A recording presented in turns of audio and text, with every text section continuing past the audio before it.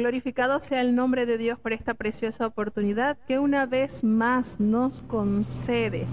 Miércoles 2 de agosto del año 2023 nos encontramos desde la ciudad de Las Arenas en Puerto Armuelles, Panamá, para dar inicio a la lectura de la palabra de Dios. Para hoy corresponden los capítulos 21, 22 y 23 del libro del profeta Isaías.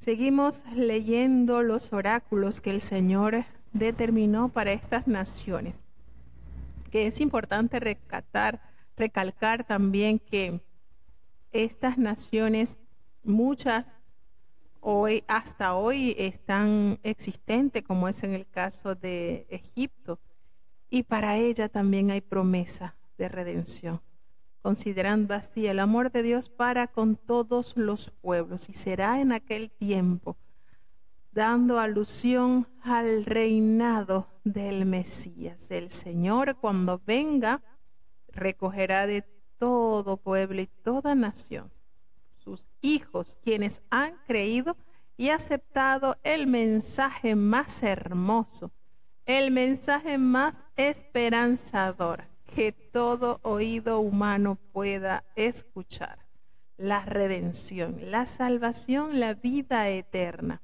el mejor regalo, y el único que lo puede dar es nuestro amado Jesucristo. Así que vamos entonces a dar inicio a nuestro programa en el día de hoy. Agradecemos a cada uno de nuestros hermanos que ya están con nosotros. Ya nos han escrito sus saludos, confirmando que están conectaditos. Y le damos entonces la más cordial bienvenida a todos los hermanos que están conectaditos desde los Estados Unidos, desde México, desde Panamá, desde Chile, desde Alemania.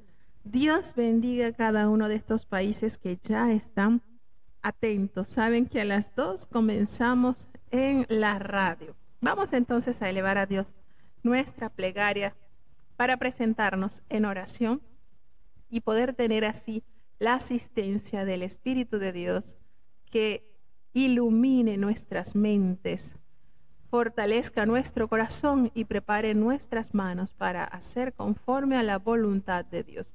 Querido Padre Celestial, Dios de eterna bondad, de rica y de abundantes misericordias, ante tu divina presencia estamos, Señor. Te adoramos y te exaltamos, porque solo tú eres digno de toda honra y de toda gloria. Señor, ¿a quién iremos? ¿A dónde iremos si solamente en ti hay palabras de vida eterna?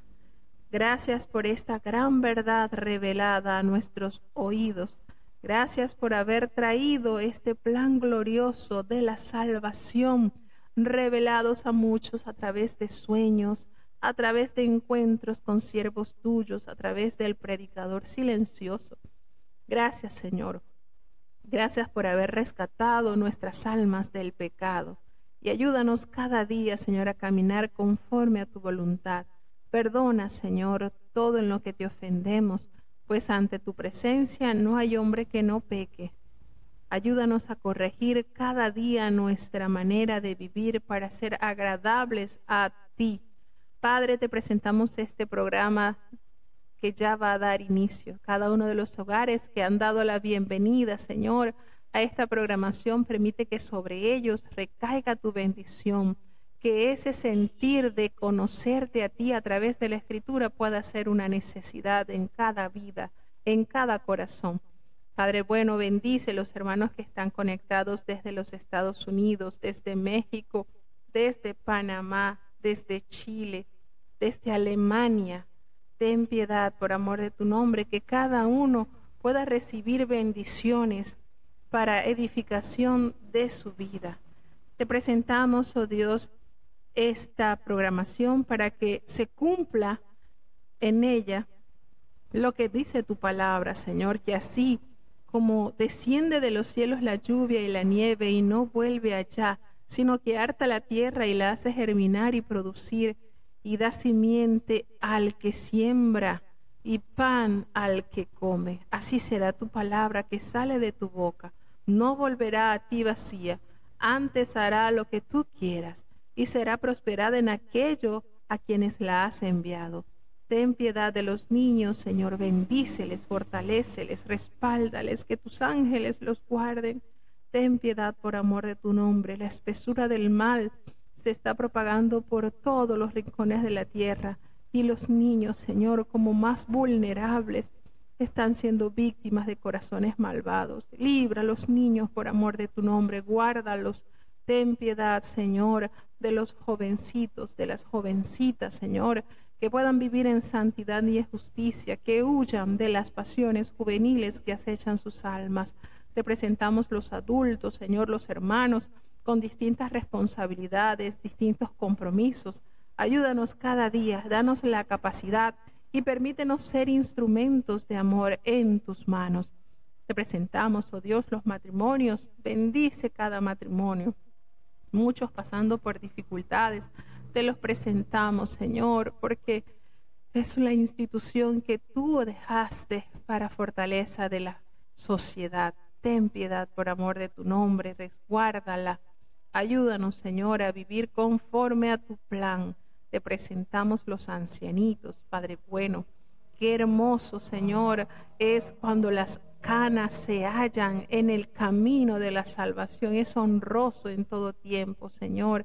Gracias por esas vidas que se han consagrado a ti y como estandar, Señor, esos años que han invertido en tu causa. Ten piedad de cada uno de nuestros ancianitos. Fortaléceles en la fe, que sus vidas sigan siendo esas antorchas que iluminen el camino a muchas generaciones que vienen tras ti, Señor. Ayúdanos, oh Dios, a través de tu palabra, que podamos confiar en la sanidad que viene de ti, Señor. Los enfermos, tú los conoces. Muchos han alcanzado mejoría, Señor. Gracias por Adrián. Gracias por la hermana Nivia, que han mejorado. Gracias por Chantal. Te queremos suplicar que sigas haciendo la obra en aquellos que están esperando en ti. Ayuda, Señor, a Nathan. Ayuda a Maybelline Rodríguez, Señor. Ten piedad por amor de tu nombre, de Matthew.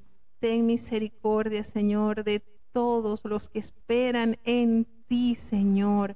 Oh Padre bueno, si tú sanas, Señor, serán sanos, dice tu palabra. Sáname y seré sana, porque tú eres el que sanas todas nuestras dolencias, y en esa promesa confiamos.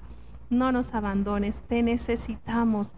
En el dulce nombre de Jesús te lo he suplicado, y en él te doy las gracias. Amén. Bueno, ahora sí, vamos entonces con nuestros cinturones listos para emprender nuestro viaje a través de las Sagradas Escrituras en el capítulo 21 del libro del profeta Isaías. Seguimos entonces viendo el capítulo 21. Libro de Isaías, capítulo 21. Carga del desierto de la mar. Así vienen de la tierra horrenda. Visión dura me ha sido mostrada. El prevaricador prevarica y el destructor destruye. Sube, Persa, cerca, Medo, todo su gemido hice cesar. Por tanto mis lomos se han llenado de dolor, angustias se apoderaron de mí, como angustias de mujer de parto. Agobiéme oyendo, y al ver heme espantado. Pasmosa en mi corazón, el horror me ha intimidado, la noche de mi deseo se me tornó en espanto. Pon la mesa, mira de la atalaya, come, bebe, levantaos, príncipes, ungid el escudo. Porque el Señor me dijo así: ve, pon centinela que haga saber lo que viere. Y vio un carro de un par de caballeros, un carro de asno y un carro de camello. Luego miró muy más atentamente y gritó como un león: Señor, sobre la atalaya estoy yo continuamente de día y las noches enteras sobre mi guarda. Y he aquí, este carro de hombres viene, un par de caballeros. Después habló y dijo: cayó Babilonia, y todos los ídolos de sus dioses quebrantó en tierra. Trilla mía y paja de mi era, os he dicho lo que oí de Jehová de los ejércitos, Dios de Israel. Carga de Duma, danme voces de Seir, guarda, ¿queda la noche? Guarda, ¿queda la noche? El guarda respondió, la mañana viene, y después la noche. Si preguntareis, preguntad, volved, venid, carga sobre Arabia. En el monte tendréis la noche en Arabia, oh caminantes de Dedanín. Salid a encontrar al sediento, llevadle aguas, moradores de tierra de Tema, socorred con su pan al que huye.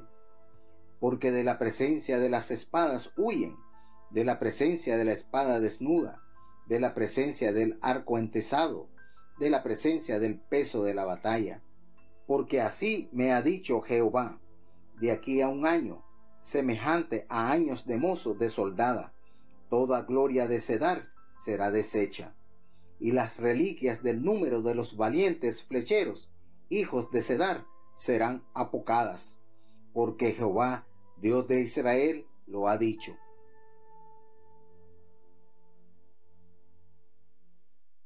Bueno, en este capítulo 21 del libro del profeta Isaías se proclama la caída de Babilonia.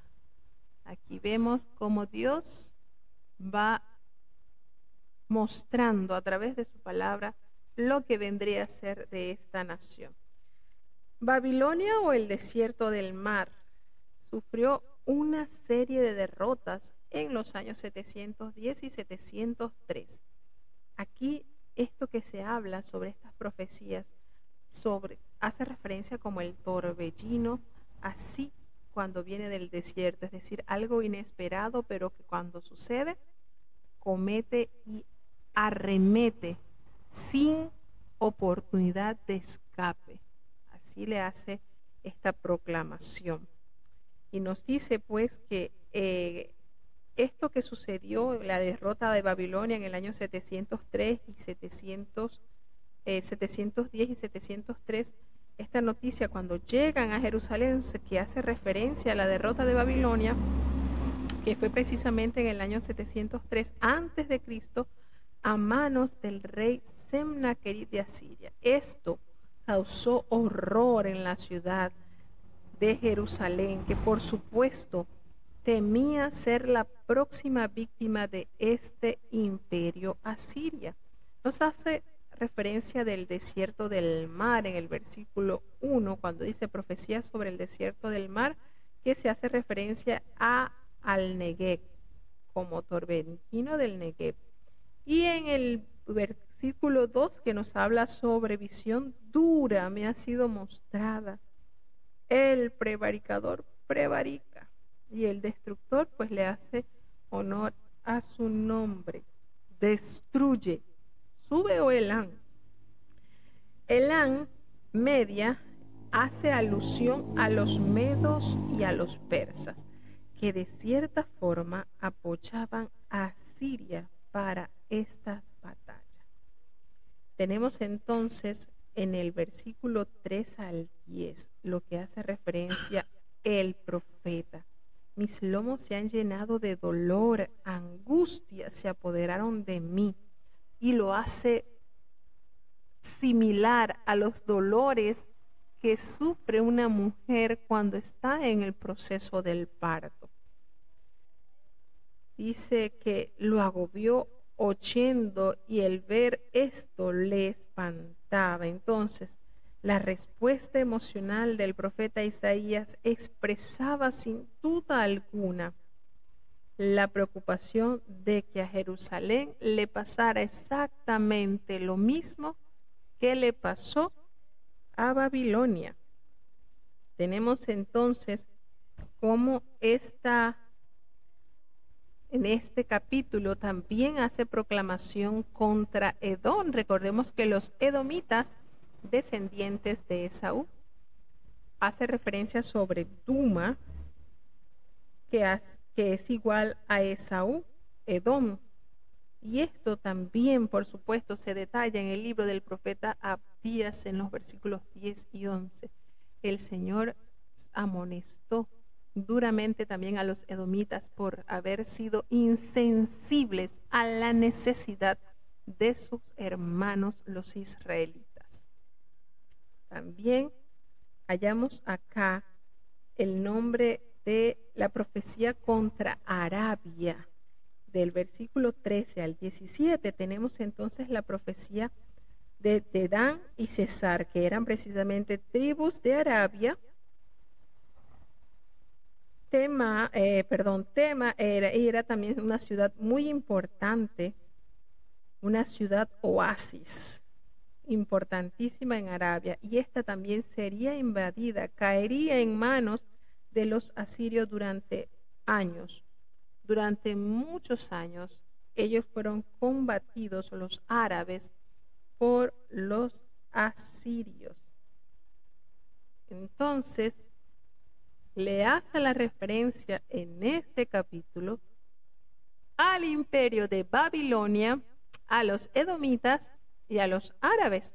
Ellos recibirán entonces ciertas disciplinas por los cuales el Señor manifestará su disgusto por su mal proceder. Esto es importante recordarlo. Estas naciones fueron duramente castigadas, corregidas, disciplinadas por su mal proceder. El Señor no los castiga porque sencillamente el Señor sea caprichoso, no, sino que el Señor cumple diligentemente con sus promesas.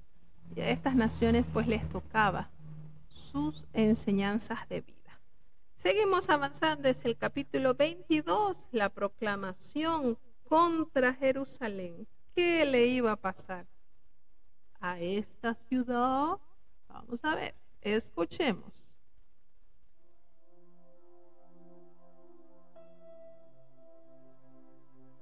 Libro de Isaías, capítulo 22. Carga del valle de la visión. ¿Qué tienes ahora? ¿Que toda tú te has subido sobre los terrados? Tú, llena de alborotos, ciudad turbulenta, ciudad alegre. Tus muertos no son muertos a cuchillo, ni muertos en guerra. Todos tus príncipes juntos huyeron del arco, fueron atados. Todos los que en ti se hallaron fueron atados juntamente, aunque lejos se habían huido. Por esto dije, dejadme, lloraré amargamente, no os afanéis por consolarme de la destrucción de la hija de mi pueblo, porque día es de alboroto y de huella, y de fatiga por el Señor Jehová de los ejércitos en el valle de la visión, para derribar el muro y dar grita al monte. Y Elán tomó aljaba en carro de hombres y de caballeros, y Chir descubrió escudo. Y acaeció que tus hermosos valles fueron llenos de carros, y los de a caballo acamparon a la puerta. Y desnudó la cobertura de Judá, y mirasteis en aquel día hacia la casa de armas del bosque, y visteis las roturas de la ciudad de David, que se multiplicaron, y recogisteis las aguas de la pesquera de abajo, y contasteis las casas de Jerusalén, y derribasteis casas para fortificar el muro, e hicisteis foso entre los dos muros con las aguas de la pesquera vieja, y no tuvisteis respeto al que la hizo, ni mirasteis de lejos al que la labró. Por tanto, el Señor, Jehová de los ejércitos, llamó en este día a llanto y a endechas, a mesar y a vestir saco. Y he aquí gozo y alegría, matando vacas y degollando ovejas, comer carne y beber vino, diciendo, comamos y bebamos, que mañana moriremos.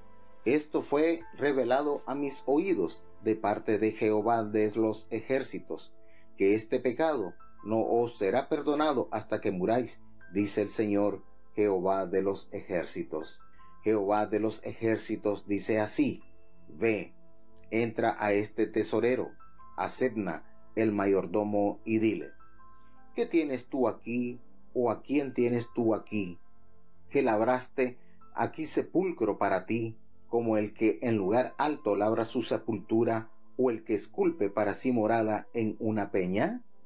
He aquí que Jehová te transportará en duro cautiverio, y de cierto te cubrirá el rostro.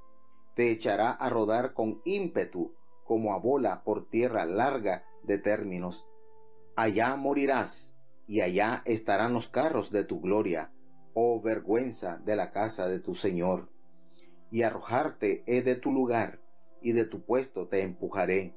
Y será que, en aquel día, llamaré a mi siervo Eliacim, hijo de Hilcías, y vestirélo de tus vestiduras, y le fortaleceré con tu talabarte, y entregaré en sus manos tu potestad, y será padre al morador de Jerusalén y a la casa de Judá. Y pondré la llave de la casa de David sobre su hombro, y abrirá, y nadie cerrará, cerrará, y nadie abrirá. E hincarélo como clavo en lugar firme, y será por asiento de honra a la casa de su padre. Y colgarán de él toda la honra de la casa de su padre, los hijos y los nietos, todos los vasos menores, desde los vasos de beber hasta todos los instrumentos de música. En aquel día, dice Jehová de los ejércitos, el clavo hincado en lugar firme será quitado, y será quebrado y caerá, y la carga que sobre él se puso se echará a perder, porque Jehová habló. Bueno, también a Jerusalén le toca corrección. ¿Y por qué tipo de corrección? El Señor nos dice la palabra de Dios que el juicio comienza por casa. Aquí hay una proclamación contra Jerusalén, y precisamente le dice esa profecía sobre el Valle de la Visión, que es Jerusalén, y trata de la invasión de Sennacherib en el año 701 antes de Cristo. El profeta Isaías se encontraba abatido. Por eso decía: dejadme, lloraré amargamente, no os afanéis por consolarme de la destrucción de la hija de mi pueblo. Entra entonces en angustia al saber que el juicio de Dios es eminente. Y entonces este alboroto en Jerusalén, suscitado por los resultados que se estaban observando de las guerras, nadie ha muerto aún, pero las estrategias militares que ellos estaban ya para realizar fracasarían. Aunque hay que recordar que Ezequías fue un buen rey, temeroso de Jehová. La mayoría de la gente seguía en la misma situación, y lo que hemos comentado en otras oportunidades, en la parte del sur de el reinado de Judá hubo un total de 20 reyes, de los cuales 12 fueron malvados. Instaron, por supuesto, a la idolatría y cuánta abominación. Solamente 8 miraron la ley de Jehová y en determinados momentos confiaron en él. Y decimos en determinados momentos porque hubo reyes buenos, pero que declinaron de una u otra forma. Tenemos el caso del rey Usías, que por haberlo Dios bendecido tanto, él se creció, su corazón se enalteció, podemos decirlo, a tal punto que no respetó que Dios es un Dios de orden, y cada persona en la casa de Dios tiene su función. La función de él era gobernar, y los sacerdotes era ofrecer el incienso y los sacrificios, y él entonces, desplazando el propósito de Dios, o queriendo desplazar el propósito de Dios, todo organizadito, incurrió en esta falta, y eso le ocasionó salir leproso, salir con su rostro leproso del templo.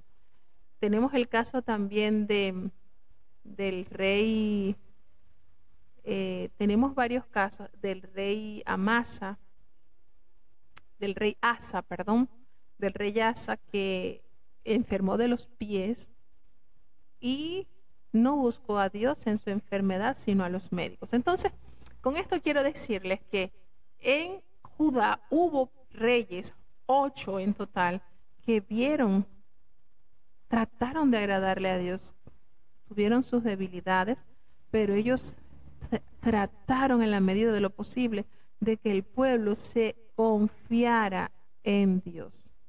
Sin embargo, a pesar de que estos reyes en su sano juicio instaban a la obediencia a la palabra de Dios, a sus mandamientos, a sus preceptos, el pueblo tenía esa inclinación a lo malo. Y en el caso tenemos acá del rey Ezequías, que es el que está regente, está de rey, está regente, está gobernando, cuando está la amenaza latente de la invasión del rey Asiria. Él era un rey bueno, él procuró buscar esa comunión entre Dios y su pueblo. Recordamos a través de la historia esa Pascua que se celebró, no por 7 días, por 14 extendió esa celebración, y él usó estrategia, y no solamente por acercar a los del reino de Judá, del reino del sur, también instó a los del reino del norte que se volvieran a Jehová. Y la gente seguía en una situación de decadencia, quizás aceptaban los sacrificios y algo, pero ya lo hacían de manera mecanizada. No había ese sentir, ese querer, esa necesidad, porque cuando nosotros reconocemos nuestra condición, entonces surge en nuestras vidas una necesidad de aprovechar la oportunidad que Dios a todos brinda, porque esto es lo maravilloso, Dios a todos nos brinda esa oportunidad de reconciliación y de la restauración. Entonces esta situación estaba tan fea, así como cuando estaba gobernando Acaz. Y recordemos también reyes del sur que fueron malvados. Tenemos a Manasés, que gobernó 55 años, y 50 años fueron de oprobio, de maldad, de abominación terrible. ¿Y qué de generaciones no se levantan en 50 años? ¿Y cuánta malformación se hace en 5 décadas? Entonces fueron situaciones que el pueblo estuvo envuelto a causa también de sus dirigentes, sus gobernadores, sus reyes, sus sacerdotes. O sea, hubo una degradación espiritual en el pueblo de Dios. Entonces, a pesar de esto, pues Dios permitiría una invasión a Siria que no sufrirían completamente, que no triunfarían completamente los asirios, pero que produciría, que causaría muchos perjuicios a Judá y a Jerusalén. Entonces tenemos acá Elán y Kir, que Sennacherib había organizado un ejército internacional. En el libro de Segunda de Crónicas, en el capítulo 32, se consigna la construcción de un túnel, de un acueducto elaborado en la época del mandato del rey Ezequías. Y eso lo usaron, o fue la manera de poder esquivar, de poder frustrar. Fue una manera de frenar los planes de Sennacherib, porque eso podía permitirle a los reinos invasores que ellos envenenaran las fuentes de agua del país que iban a invadir. En este caso serían los asirios contra Jerusalén. Entonces, usando de astucia, usando de herramientas, Ezequías, junto con sus ingenieros, construyen un túnel que impediría que eso pudiese pasar. Esto también se detalla en Reyes, también Crónicas, Reyes.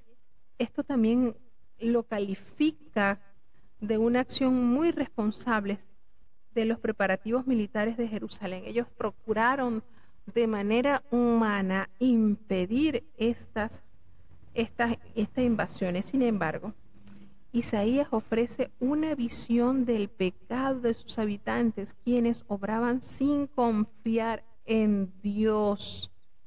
Así nos revela la palabra de Dios. No tuvisteis respeto al que lo hizo. Ezequías sí se volvió a Dios más tarde, por supuesto, pero aquí nosotros notamos que habían ellos confiado en su capacidad, habían ellos tomado esa expresión que es muy conocida también, que lo detalla en el versículo 13, y aquí dice, desde el versículo 12 vamos a leer, que dice: por tanto, el Señor Jehová de los ejércitos llamó en este día a llanto y a endechas, a raparse el cabello y a vestir cilicio. El Señor los llamó, los convocó a que buscaran el rostro de Jehová en completa sumisión, en completa humillación. ¿Y cuál fue el resultado de este pueblo? Fíjense aquí el profeta Isaías confrontando a la nación. No es así el modo, el caminar que deben ustedes tener. Entonces, ¿cuál fue la postura del pueblo? Había gozo, había alegría, estaban matando vacas, degollando ovejas, comiendo carne, bebiendo vino, y ellos se decían unos a otros: bueno, como vamos a ser invadidos, en pocas palabras, comamos y bebamos, porque mañana moriremos. Lejos de tener en consideración la orden divina dada por Dios. Entonces es una terrible condición humana el resistirse a los planes de Dios. Si el Señor ordena, nosotros debemos cumplir. Entonces fíjense la voz de mando que el Señor le envía al pueblo por boca de este profeta, y ellos hicieron todo lo contrario. Ellos se alegraron, empezaron a matar víctimas, y bueno, como ya está determinado que vamos a morir, bueno, comamos y bebamos, que ya mañana moriremos. Entonces, en el versículo 15 entra en escena el juicio de Sebna, y precisamente, entonces estos hombres, ¿verdad?, estaban argumentando tener las herramientas y los instrumentos, las armas para ellos asistir a la guerra. Pues en el versículo 8 nos dice: y desnudó la cubierta de Judá y miraste en aquel día hacia la casa de las armas del bosque. Entonces estaban ellos procurando que fuera su capacidad lo que la que las librara a la nación como tal. Nos hace referencia al estanque viejo en el versículo 11: hicisteis foso en los dos muros para las aguas que están en el estanque viejo, y no tuviste respeto al que lo hizo. ¿Cómo es eso? Ni miraste de lejos al que lo labró. Y precisamente hace referencia, ese estanque alude al estanque de Siloé. En cuanto a Sebna, este era el tesorero del rey, y sobre él recayó el juicio de parte de Dios, porque él no confió en Dios. Sencillamente él tenía una falta de confianza hacia Dios, y esto por supuesto traería consecuencias tanto para él como para el pueblo. Entonces el Señor acá, aludiéndole las calamidades que le vendrían, dice: el juicio de Sebna, Jehová de los ejércitos dice así: ve, entra este tesorero, el Sebna, al mayordomo, y dile. Y miren las preguntas que le da a este tesorero, que también era se conoce también como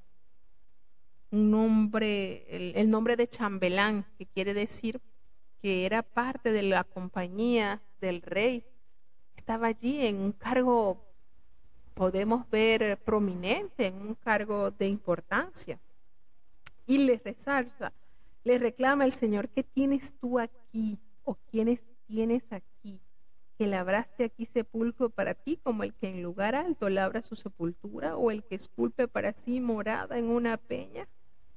Entonces el Señor lo tilda y le dice, le da el anuncio: Jehová te transportará en duro cautiverio y desierto, allí te cubrirá el rostro. ¿Qué quiere decir te cubrirá el rostro? Bueno, eso quiere decir que cuando se habla hace referencia de cubrirá el rostro, es la señal de la pena de muerte. Cuando iban a ser decapitados, a ellos les cubrían el rostro en señal, bueno, lo hacía el verdugo para llevarlo entonces a la guillotina. Te van a echar a rodar con ímpetu como a bola por tierra extensa, y entonces allá morirás. Así le dice el Señor, te arrojaré de tu lugar y de tu puesto te empujaré. ¿Por qué? Porque no has confiado en Dios.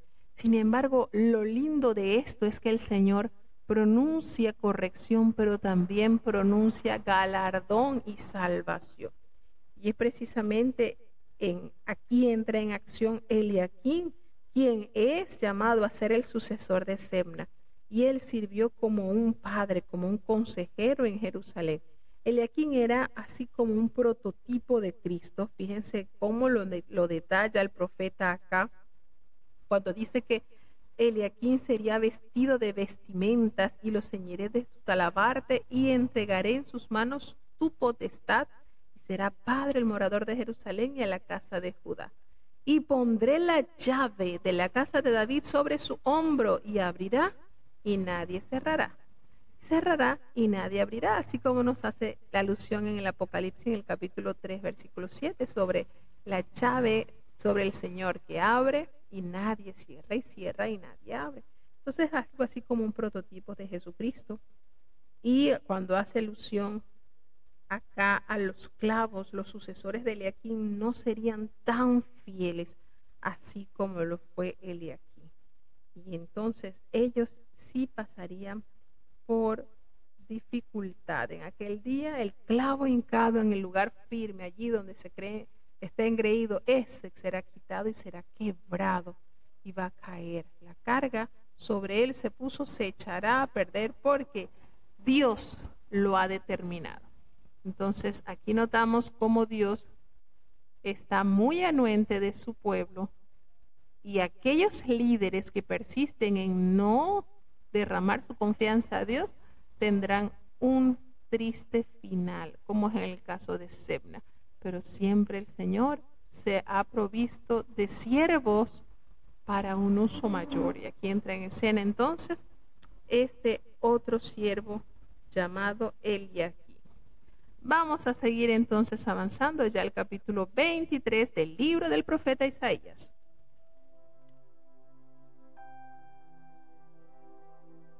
Libro de Isaías, capítulo 23. Carga de Tiro, aullad, naves de Tarsis, porque destruida es hasta no quedar casa, ni entrada de la tierra de Chitín le es revelado. Callad, moradores de la isla, mercader de Sidón, que pasando la mar te henchían. Su provisión era de las sementeras que crecen con las muchas aguas del Nilo, de la mies del río, fue también feria de gentes. Avergüénzate, Sidón, porque la mar, la fortaleza de la mar, habló diciendo: nunca estuve de parto, ni parí, ni crié mancebos, ni levanté vírgenes. En llegando la fama a Egipto, tendrán dolor de las nuevas de Tiro. Pasaos a Tarsis, aullad, moradores de la isla. ¿No era esta vuestra ciudad alegre, su antigüedad de muchos días? Sus pies la llevarán a peregrinar lejos. ¿Quién decretó esto sobre Tiro la coronada, cuyos negociantes eran príncipes, cuyos mercaderes eran los nobles de la tierra? Jehová de los ejércitos lo decretó, para envilecer la soberbia de toda gloria, y para abatir todos los ilustres de la tierra. Pasa cual río de tu tierra, oh hija de Tarsis, porque no tendrás ya más fortaleza. Extendió su mano sobre la mar, hizo temblar los reinos. Jehová mandó sobre Canaán que sus fuerzas sean debilitadas. Y dijo: no te alegrarás más, oh tú, oprimida virgen, hija de Sidón. Levántate para pasar a Chidín, y aun allí no tendrás reposo. Mira la tierra de los caldeos. Este pueblo no era. Asur la fundó para los que habitaban en el desierto. Levantaron sus fortalezas, edificaron sus palacios, él la convirtió en ruinas. Aullad, naves de Tarsis, porque destruida es vuestra fortaleza. Y acontecerá en aquel día que Tiro será puesta en olvido por 70 años, como días de un rey. Después de los 70 años cantará Tiro canción como de ramera. Toma arpa y rodea la ciudad, oh ramera olvidada, haz buena melodía, reitera la canción, porque tornes en memoria.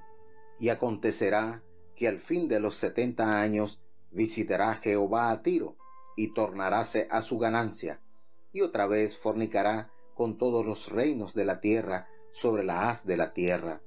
Mas su negociación y su ganancia será consagrada a Jehová, no se guardará ni se atesorará, porque su negociación será para los que estuvieren delante de Jehová, para que coman hasta hartarse y vistan honradamente.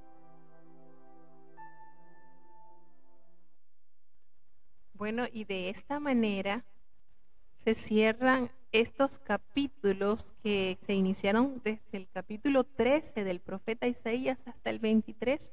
Esta cantidad de capítulos está enfocada en las naciones que serán corregidas, que recibirán lecciones por su mala manera de actuar. Y en el último escaloncito nos encontramos a nada más y nada menos que a Tiro. Y este lugar, pues, bastante conocido en las palabras de Dios. De hecho, Jesucristo visitó estos lugares. ¿Se recuerdan de Tiro y de Sidón? Donde el Señor hizo la obra en aquella mujer sirofenisa. Tenemos aquí entonces la proclamación contra Tiro, la profecía sobre Tiro. Y bueno, ya en este último capítulo que narra de los juicios sobre los pueblos, que son otros países, ¿verdad? Fuera de Israel, de Jerusalén. Tiro es una ciudad portuaria, así un puerto. Es otro nombre adjudicado a Fenicia. Y el poder marítimo era lo que movía el comercio en esa época, o por tener esta cualidad de ser un puerto, ¿verdad? Entonces, era el poder marítimo, era lo más fuerte que se trabajaba, que se lidiaba en los días del profeta Isaías. Su imperio se extendía por las costas del norte del África, quizás hasta España. Los fenicios inventaron el alfabeto. A ellos le debemos este gran avance, evidencia de que poseían una avanzada civilización. Imagínense. Sin embargo, su religión era asquerosa, abominable, porque ellos adoraban a Baal y a Astoret, estas deidades que Jezabel introdujo en Israel y las que Elías tuvo que enfrentar para tratar de erradicar estas prácticas que insultaban la dirección de Dios a su pueblo. Y esto pues también lo tuvo que experimentar el profeta o los profetas que fueron enviados por Dios para alertar al pueblo que se volviera de su mal camino. Entonces, Tiro, Sidón, que eran ciudades, que eran hermanas, pues, hermanas, ellos eran idólatras, y estas deidades degradaban al hombre en su totalidad, degradaban totalmente a Dios. Si ustedes se fijan en los cultos, cómo se adoraban estas estatuas, dan náuseas, realmente dan náuseas. Y eso es invención de la maldad para hacer al hombre claudicar y no acercarse a su hacedor, por supuesto. Entonces tenemos que acá aclara pues la ira de Dios sobre este país, sobre esta nación, fundamentalmente entrometida en la idolatría, este país, que por supuesto se echa de ver en los gobiernos, en sus reyes. Esta sección pues particularmente profetiza la pérdida del control del Mediterráneo por los fenicios en el año 667 antes de Cristo. a causa de la invasión precisamente del imperio que estaba de moda, que estaba aplastante, Asiria. Tenemos a Tarsis, que es conocida por la historia detallada en el libro del profeta Jonás. Tampoco se conoce la ubicación de esta ciudad. Sabemos que es una ciudad fenicia, pero no se conoce con exactitud la localización. Pudo haber estado en España, pudo haber estado en Chipre o en otras costas del norte del África, esta ciudad llamada Tarsis. Sidón, que se hace mención en el versículo 2 del capítulo 23, es una ciudad hermana de Tiro y está localizada también sobre la costa alrededor de 30 kilómetros al norte de aquella, es decir, estaba a 30 kilómetros del norte de la ciudad de Tiro. Tiro y Sidón fueron conquistadas por Babilonia en el año 572 a.C. Tras un largo sitio, Tiro, que es una isla fortificada, resistió el ataque, pero fue completamente destruida por nada más y nada menos que Alejandro el Magno en el año 332 a.C. Entonces, esta ciudad es asolada. Nos habla sobre Canaán, sus fortalezas, y es una segunda razón del juicio de Tiro, porque pues tenían que destruirlas porque ejercían una influencia al paganismo en las tierras de Canaán, y esa propagación se debió en gran medida a estos pobladores fenicios que estaban arraigados a estas prácticas abominables. Habla sobre los caldeos en el versículo 13, que por supuesto los caldeos también se reconocen como los babilonios.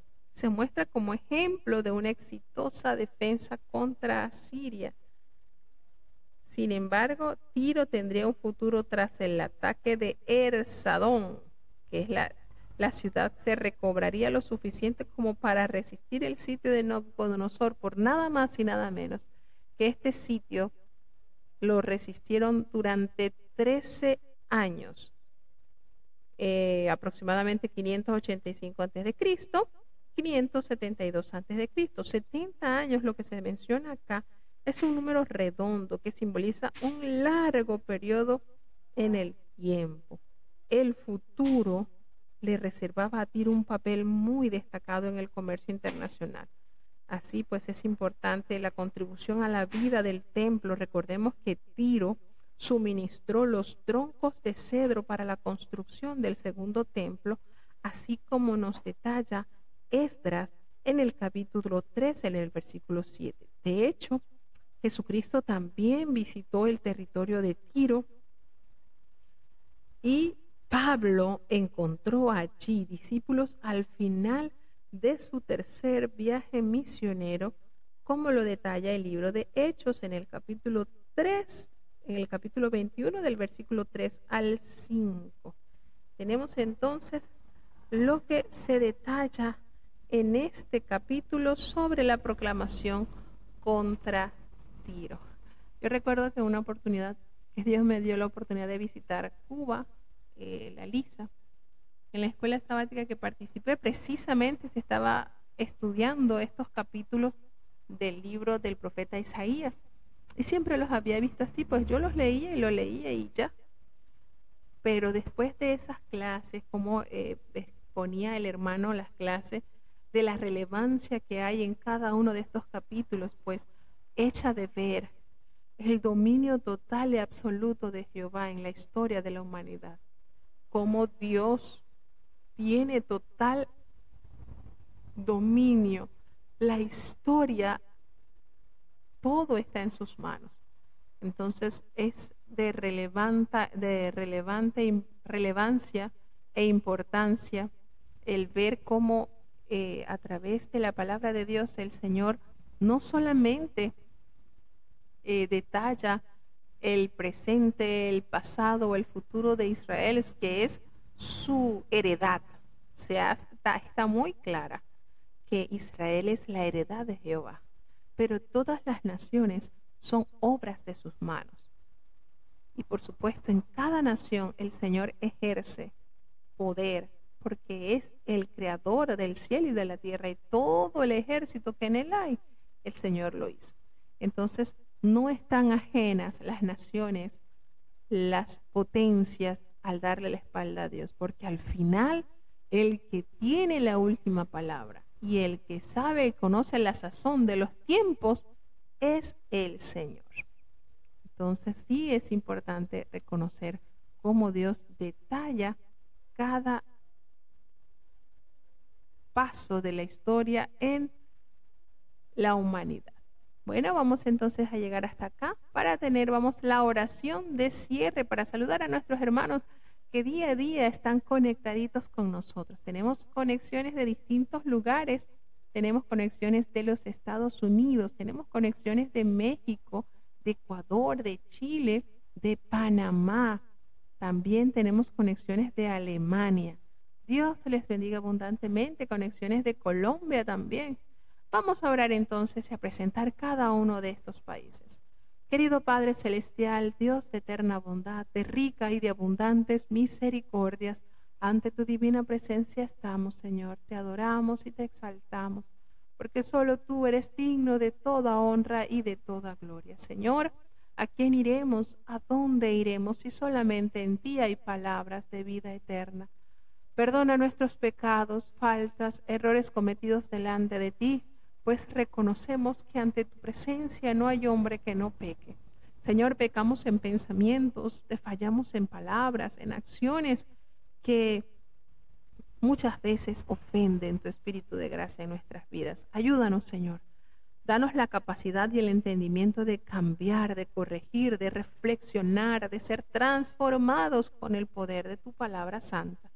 Oh Padre bueno, gracias por este tiempo que nos has concedido de estar leyendo tu palabra. Bendice y guarda a tu santa iglesia, Padre bueno, conformada desde el apóstol, desde cada uno de los hermanos que forman parte del Concilio Internacional, que puedan ser hombres santos, dirigidos por tu Espíritu bueno para la sana formación de tu iglesia, la sana dirección de tu iglesia. Ten piedad de estos siervos en salud.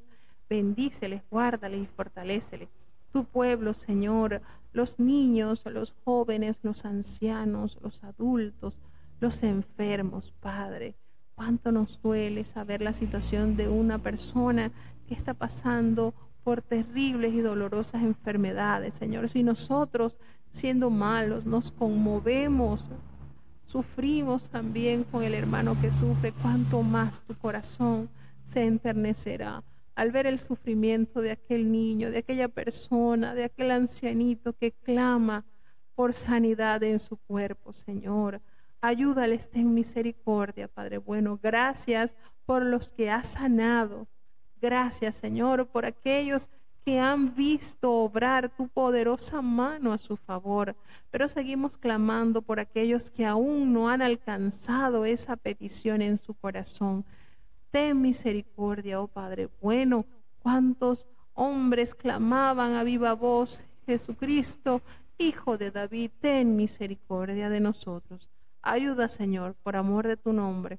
No defraudas a ninguno que con fe espera en ti, Señor. Te necesitamos, Padre bueno.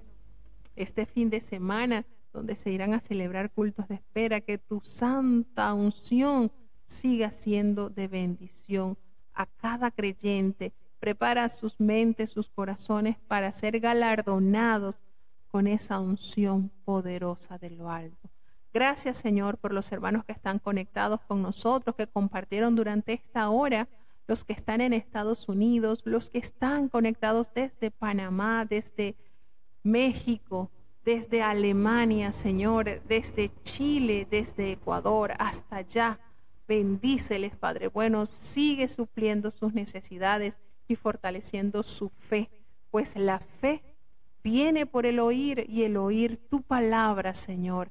Gracias, oh Dios, no nos abandones, te necesitamos. En el nombre poderoso de Jesús te lo he suplicado y en él te doy las gracias. Y ahora te pedimos, Señor, que el bendito amor de Dios, la gracia y la paz de nuestro Señor y Salvador Jesucristo, la compañía y comunión de tu Espíritu Santo, quien es nuestro gran consolador, sea con cada uno de tus hijos, nos guarde desde ahora y para siempre. Amén.